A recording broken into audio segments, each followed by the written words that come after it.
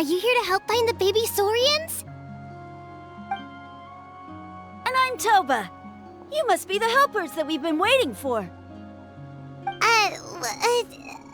It's nice to meet you too, but we're just passing through. Oh, but Uncle Sanka said he was gonna send some of his friends over to help us. You sure he didn't mean you? Yeah, sorry. Whatever this is about, it sounds like you've got the wrong end of the stick. Wrong end of the stick? Darn it! We've been tricked, Huni. I should have known that Glasses Guy was a con artist. What are we supposed to do about the baby Saurians now? Time's running out. It's okay, Huni. Don't worry. Why don't you tell us what happened with these baby Saurians, huh? There's been a lot of unrest in the tribe lately, and my dad's Saurian got injured. Her name's Nana, and she has 3 little babies. After what happened to Nana, her babies were so scared that they ran off and hid. I'm really worried about them, so I decided to go look for them. If Nana is your dad's Saurian, why isn't he the one looking for them? My dad's one of the elders, so he's busy getting ready for Turnfire night. It's a really important ceremony, more important than this, anyway. I'm not supposed to be out here either, but I snuck out without telling him. I didn't think it would take very long, but then that guy we ran into made us tell him loads of stories, and it wasted so much time. Yeah, he was so selfish. He doesn't have a heart. It's all right. Don't let him get to you. We're here now and we'll help you because we care a lot, don't we, Traveler? They should be. I already managed to find their tracks, and it seems like they're hiding on the cliff. Really? Wow! Thank you so much, Miss Traveler and Miss Paimon. Awesome. You gotta be careful out on the cliffs, though. They're really steep. Even grown-ups have trouble climbing them.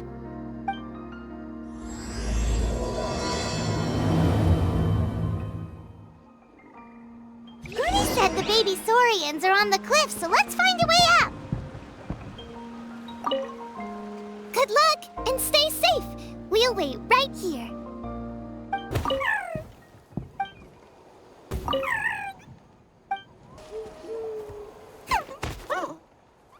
We found them!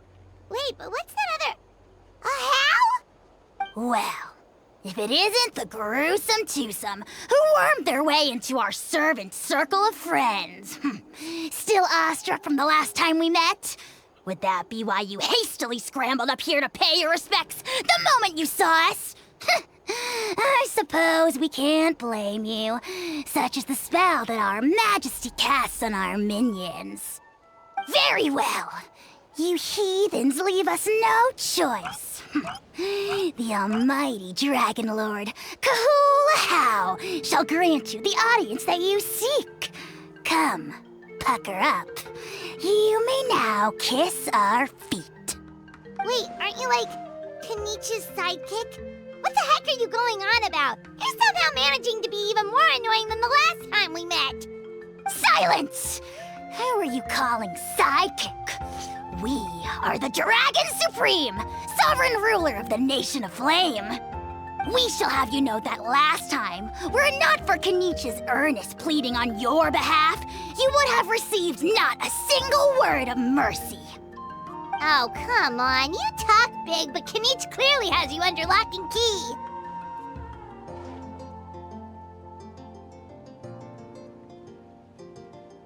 That's great, Sovereign, to you! You dare invite the wrath of the almighty Dragon Lord, Kahula How!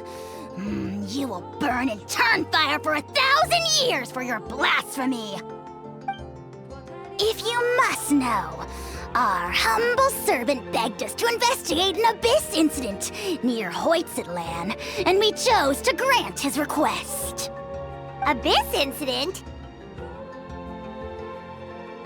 See this little lizard? Its mother, a medium-sized lizard, came under the influence of abyssal power. In her confusion, she attacked my servant's tribe, then assailed her own offspring. Yikes. So how is she doing now? She was but a lowly bug fighting against the power of the abyss.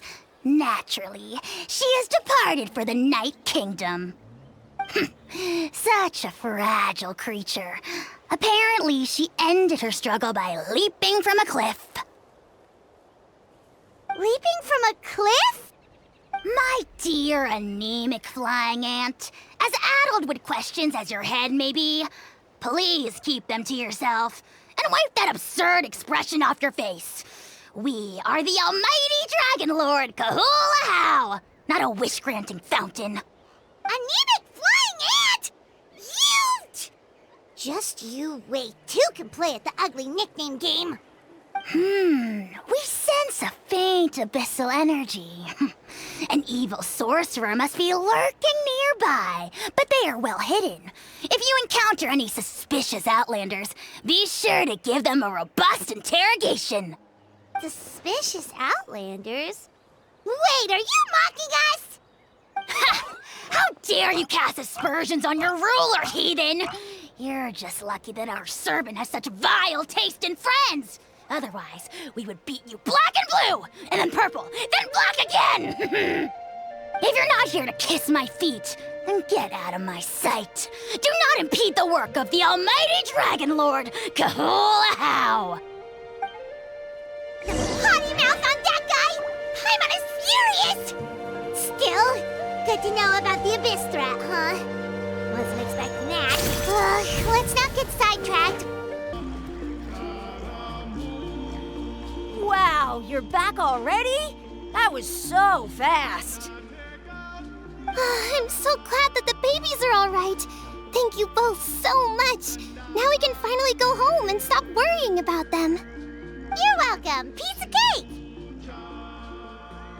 You're not from Natlan, right? Because your clothes look different than ours. Hey, you must be tired after all that climbing.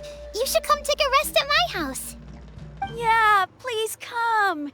I promise you'll get a big Scions of the Canopy welcome. We love having guests, and you're really nice people. Not like Glasses Guy. By the sound of it, Glasses Guy wasn't from Natlan either, right? Uh-huh.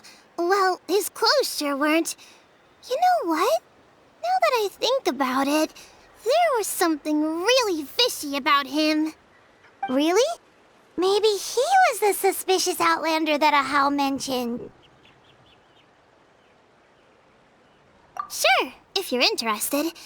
Oh, let me think. How did the conversation go again? Oh, please, mister. I've told you so many stories already. When are you gonna help me find the baby Saurians? Just one more story. One more, I swear.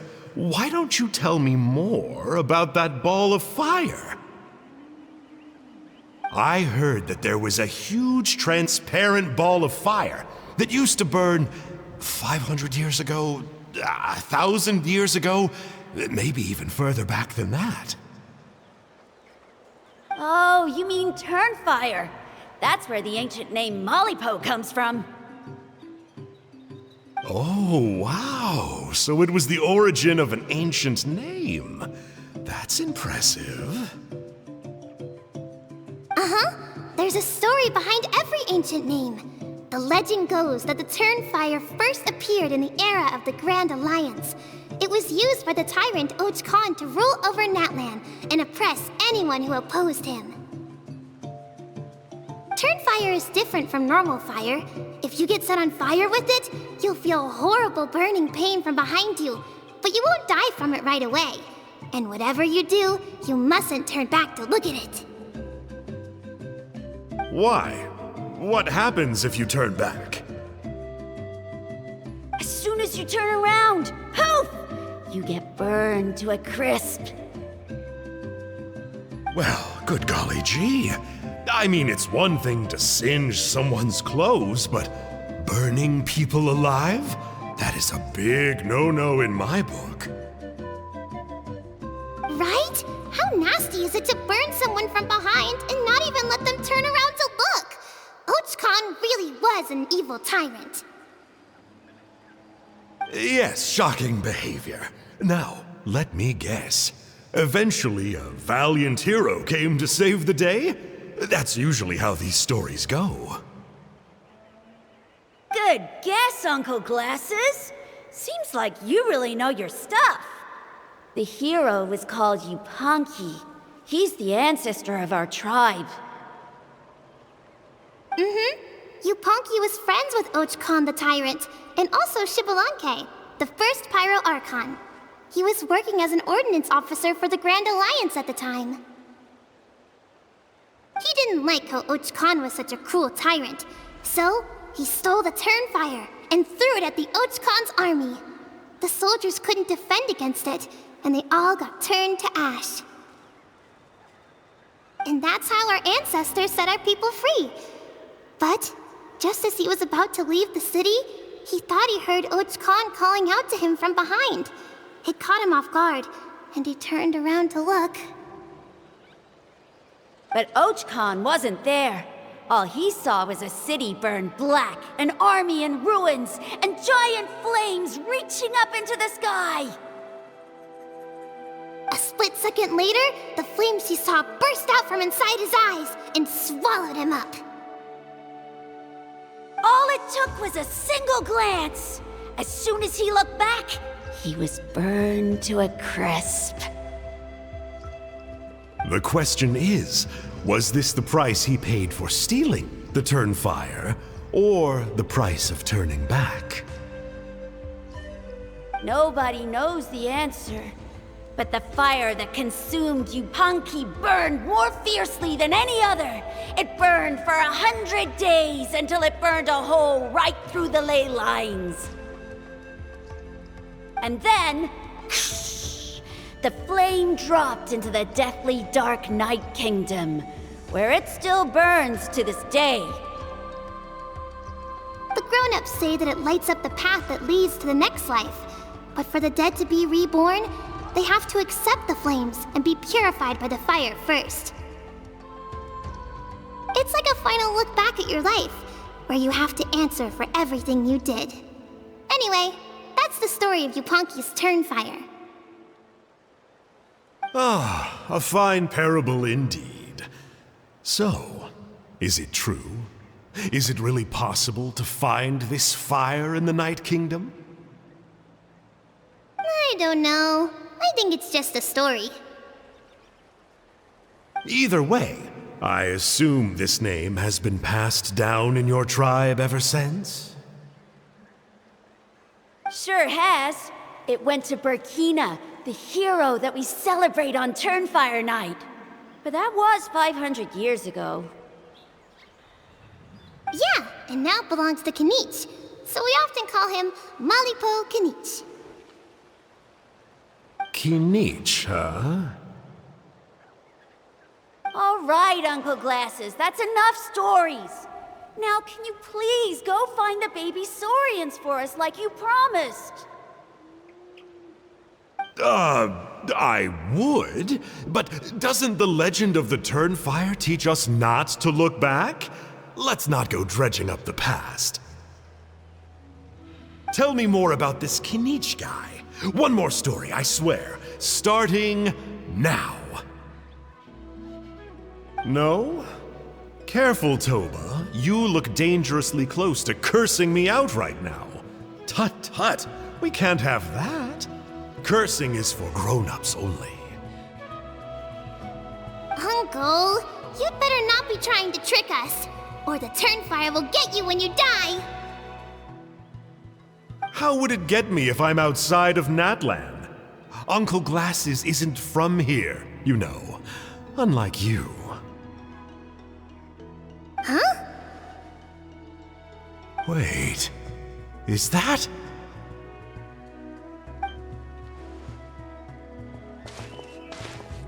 All right, kiddos. I'm a man of my word. 2 of my friends are on their way here, and, yeah, they'll help you out on my behalf. Work them like dogs, okay? That's what they're here for. Don't go easy on them just for my sake. Really? Well, first, can you tell us your name? We met at the foot of this cliff, so beneath the peaks, let's go with Sanka. Seriously? If you don't believe me, turn around and see for yourselves. They're right behind you. Huh? Where? Oh, wait! Uncle Sanka! Where did you go? Yeah, definitely a fishy character. It sounds like he was digging for info about the ancient names. Yeah, and not only that, but he betrayed us too.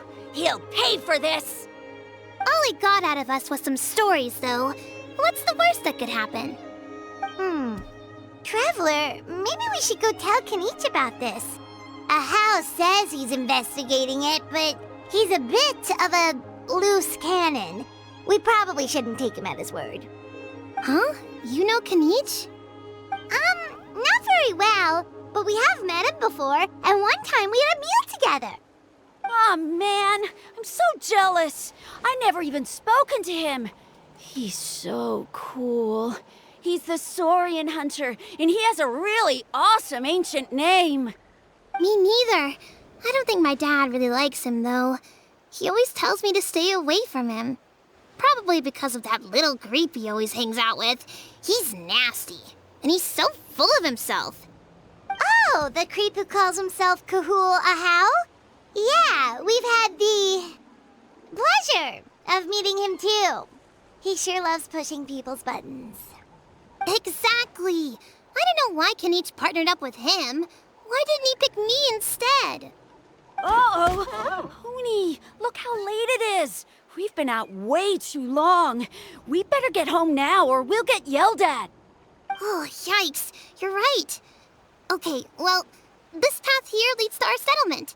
If you decide to visit, remember to come to my house. If there's anything you need, my dad can help get it for you. Hope to see you soon. We gotta run. Bye for now.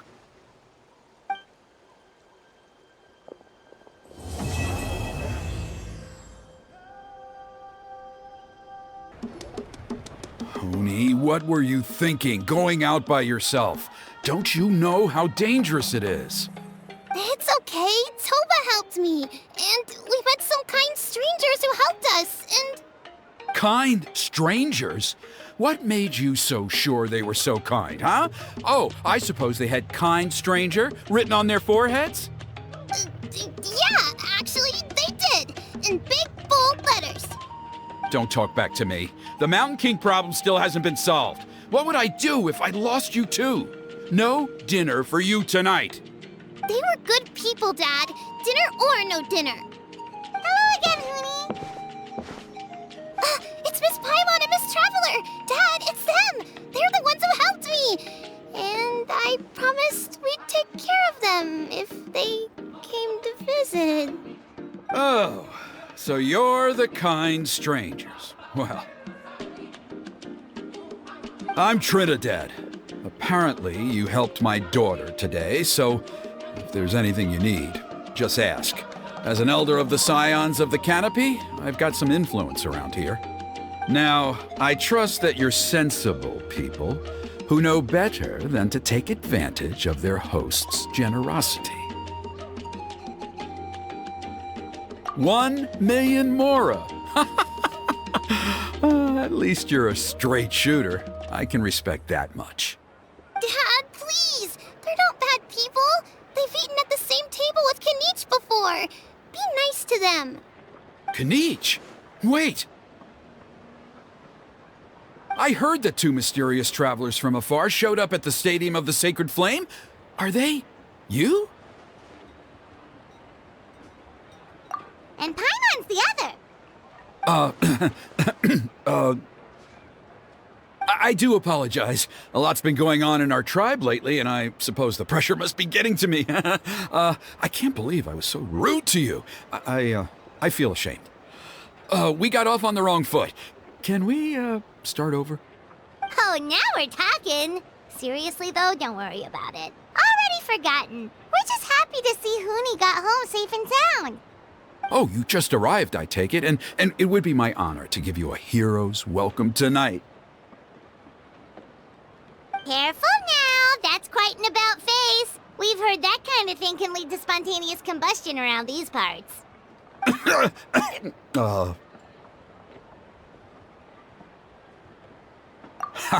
My dear traveler, you are very perceptive indeed. Go inside now, Huni. Dad's got some important business to discuss.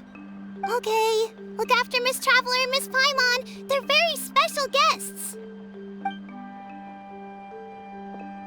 Well, we'll hear you out, but we can't make any promises that we'll be able to help. Well, this is a matter of utmost importance. Please, allow me to explain. For many years, our tribe has celebrated the Turnfire Night. It is a traditional ceremony among the Scions of the Canopy in which we remember our ancestor, Burkina, and his companion, Kangamato, the Mountain King. Burkina was a hero who bore the ancient name Malipo, and Kangamato was a powerful Yupanqui warrior. Together, they fought against the Abyss. They were victorious, but it came at a great cost. Burkina paid with his life. The Mountain King survived, but was contaminated by the Abyss, and he remains in hibernation to this day. Normally, Yupanqui never live longer than a century. It is possible that the abyssal power is responsible for his unnaturally long lifespan. Oh, that's right. The Mountain King is a living symbol of our glory, but even this glory comes at a price. The abyssal power inside him is highly sensitive, and when it is disturbed, he awakens and flies into a blind rage, attacking anything that moves. So, besides the ceremony, another important part of Turnfire Night each year is cleansing the abyssal power inside the Mountain King so that he will remain sound asleep. However, Abyss-related incidents have been on the rise in that land lately, as I'm sure you're both aware. As a result, it has become increasingly difficult to keep the Mountain King in hibernation. Only 5 months have passed since the last Turnfire Night, and he's already showing signs of instability. Has he woken up again? He has. We managed to contain the situation by performing a makeshift ceremony right away, but it was a close call. He could reawaken at any moment. Also, he attacked and wounded my companion, Nana, during the ceremony. She became contaminated by the Abyss as a result, and... We heard. Such a tragedy. We're really sorry for your loss. Yes, and Nana wasn't the first. Anyway, right now we're preparing for an exceptional Turnfire Night ceremony, and we need to find a suitable flame bearer.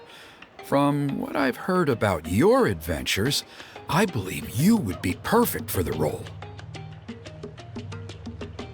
Of course. Plus, he's a bona fide hero who inherited the Malipo name. Oh, you mean Kinich? Yes, he's the one. A hero, worth his weight in gold. And unfortunately for us, he's all too aware of that. No prizes for guessing what he said when I asked him to host a Turnfire Night outside of the annual schedule.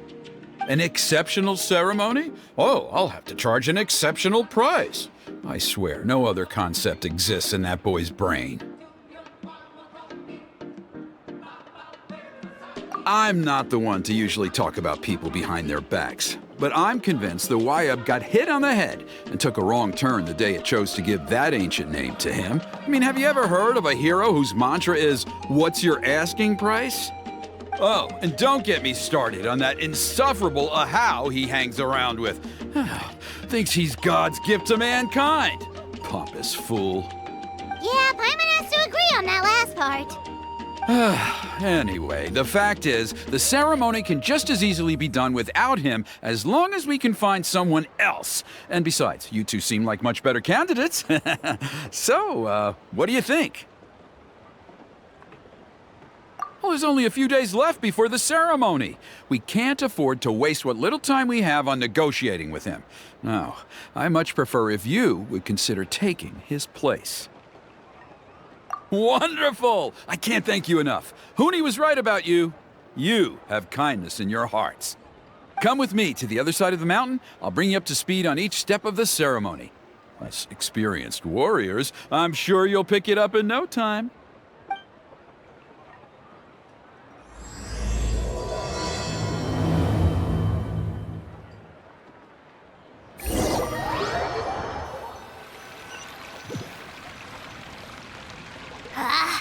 Achoo! Curses! Who dares insult the great Kahulahow behind his back? Oh, great Kahul Ahaw, bless you. Shut your filthy mouth, worm of the abyss! Your putrid words defile the air we breathe. You make the almighty Dragon Lord, Kahulahow, sick to the stomach! Speaking as a member of the Abyss Order, that's music to my ears. Exactly the kind of reaction we're going for. But on a personal level, I gotta say, it's pretty hurtful. Ugh, never have we heard such brazen blustering from someone who is inches from death! Up yours, Four Eyes! We spit in your face! Okay, well, that I am at a loss to explain. How do I manage to stay so chirpy and cheerful? I can only guess it's some kind of powerful magic. But I digress. Mr. Kinich, I admit it, you, sir, are a legendary hunter.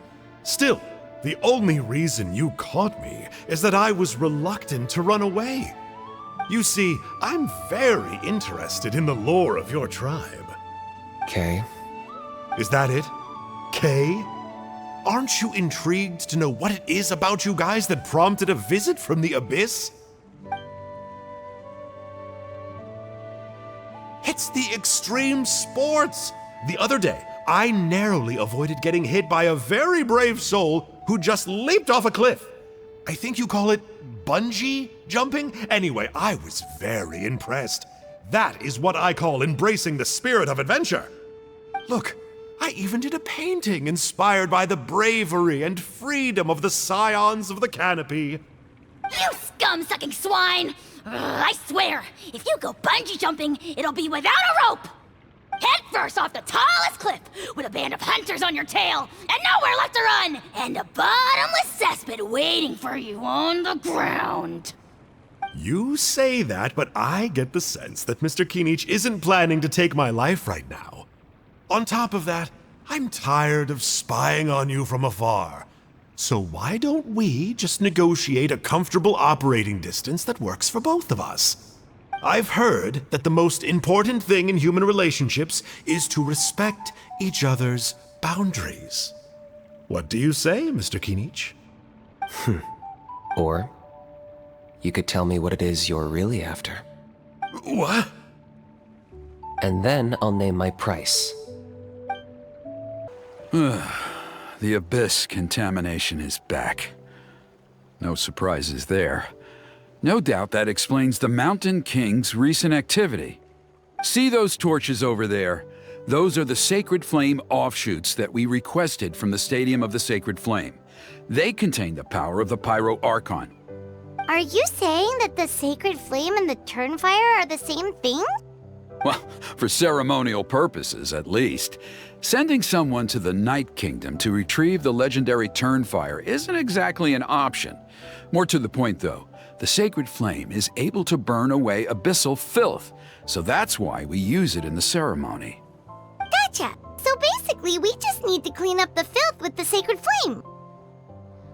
Well, that's one part of it, yes, but the complete ceremony is a bit more complicated than that. First, the flame bearer must collect a kindling of the sacred flame from the starting point, then use a grappling hook to fly up into the sky and light each of the sacred flame pillars. Then, they must go down into the canyon, all the way into the cave where the Mountain King slumbers, lighting braziers and the final altar along the way. The most skilled flame bearers can accomplish all of this without touching the ground once. As much as I hate to admit it, Kinich is capable of this. Wow! He can do all that flying without ever falling to the ground? Well, of course Paimon can. It'd be much harder for you guys. Well, don't worry. It's not a requirement of the ceremony. You're allowed to touch the ground. The only thing you're not allowed to do is turn back. The flame bearer must always keep moving forward. You can't skip a pillar, then come back to it after lighting the next one. To do so would be to disrespect our ancestors. So, what actually happens if you do turn back? Surely the fires don't just go out. If you're not careful, you might get burned. What about today then? Does the same rule apply? Oh no, don't worry. Today is just a practice. The order doesn't matter. You just need to take the sacred flame, cleanse the filth, then go light all the braziers. Are you ready? I'll repeat all the key points again. Gather the kindling, cleanse the filth, and light all the braziers. I'll wait for you at the end. There's abyssal filth over there! Let's burn it away with the sacred flame!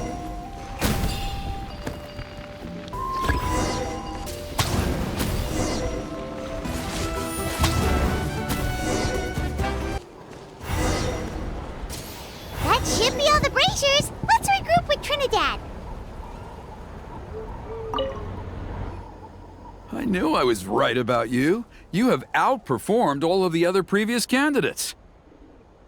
If there was an ancient name for outstanding flame bearers, I'm sure the Wayab would consider you for the honor. Yeah! Although it would probably take Paimon quite a bit longer.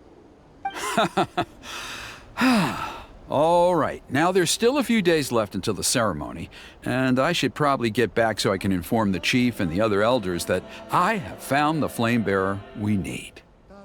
Oh, you mean they've still got to sign off on it? Some of them are still hoping we can come to an agreement with Kinich, but that's only because they haven't seen you in action. Still, I'm the one responsible for securing a flame bearer, and my recommendation is you. Just for Paimon's own peace of mind, are you sure it's not going to be a problem having Outlanders take on such an important role in your ceremony?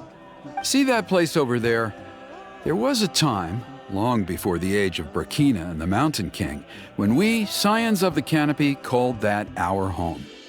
After a period of upheaval, our ancestors were forced to move away. Now, it has become a place where our youths go to develop courage and kindle a spirit of adventure. If we fail to keep the threat posed by the Mountain King at bay, it might not be long before we have to move again and find a new home.